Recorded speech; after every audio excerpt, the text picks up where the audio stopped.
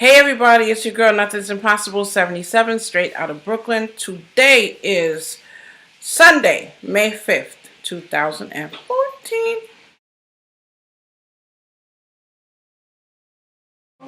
Just coming through really quickly to say hi to you guys. And yep, the topic says, yes, I told you so. Now, my son and I were having a conversation yesterday about a few things. And as many of you know, I have two adult children. As a parent and as a single parent, I've been raising my children as a single widow. I was widowed when they were younger. And I've raised them basically just me and the good Lord above. You give your children advice and you talk to your kids about things. And sometimes your kids take your advice and most of the times they don't. So my son and I were discussing something, and I said to him, well, I don't want to tell you I told you so. And then I was like, yes, I do. I want to tell you I told you so.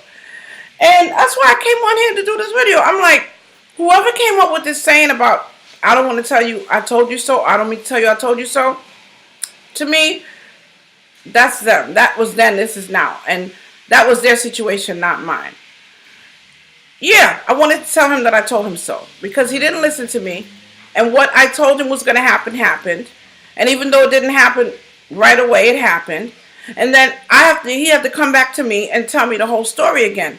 And I was rather perturbed. I was like sitting there looking at him, saying to myself, oh, I don't want to tell you I told you so. But then I was like, yes, I do. We don't have to say I told you so in a type of way to put someone down or make them feel like they're super dumb.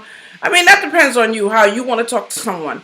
But when I told my son, I told you so, I was basically saying, look, we've been there, done that, okay? I told you if you took a certain step, my opinion is this is what I thought would happen. And for many of you out there who may be parents, who may be friends, who may be relatives, who may have relatives or co-workers or what have you, that you sit down with and tell them things. Let me just say this. It hasn't been one time or two times or three times that my kids have poured their heart out to me. And they can always pour their heart out to me. I'm their mother, and I will be there and always be there to care and listen to what they have to say. However, I am not comfortable with giving you my time and my love and my ear and my heart, and you take my advice and trample on it like the Bible says, don't cast your pearl before swine.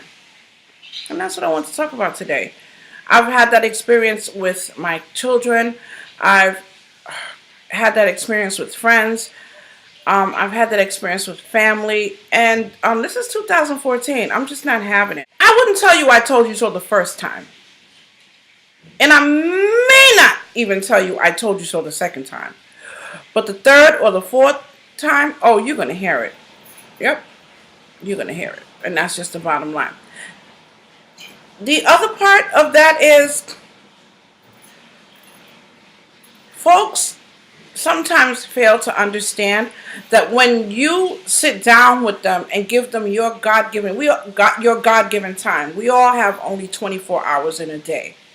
So if I'm sitting down with you for an hour of my 24 hours, I'm sharing a part of the 24 hours that I get with you when I could be doing something else with it. And I don't know if any of you guys have experienced this, but those of you that have kids may understand where I'm coming from. Sometimes when your kids are down, and it's not only kids, your friends, your loved ones, they are so, apt to listening to you and just being around you and just wanting your company. And that's what we're there for. We're there for company. We're there for support. We're there for love.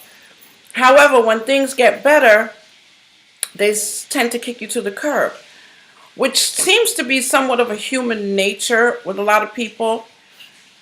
And then when you talk to them about it, they get an attitude like you're being nagging, and that's how my children have looked at things.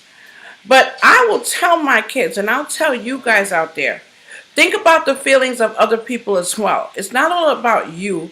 It's not all about your feelings. It's about people that care about you and then you hurt them.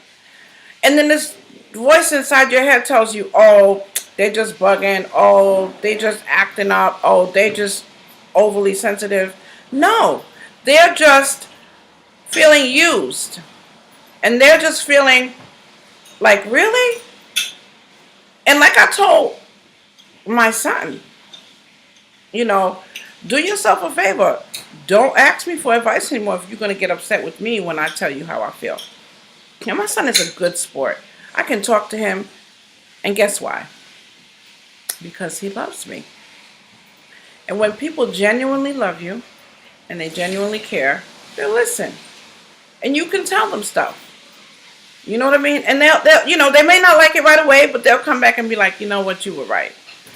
And that's it. That's what I want to say today. Think about other people's feelings. Yes, when you utilize someone's time when something's hurting you, remember, they cared enough to listen. So when you don't need their listening ear or their advice, don't turn your back on them, because it's like burning bridges. And yeah, I know there's a new thing going around, oh, burn your bridges or whatever. I don't really necessarily like to burn bridges, because you never know when you have to cross that bridge again. And why am I burning it? I mean, if it's for something that's absolutely necessary and it's an offense that is inexcusable, then I will consider burning it. But I'm not going to, look, real true word, my smoke alarm's going off, honey. All right? Yeah, we're in here cooking. But, yeah.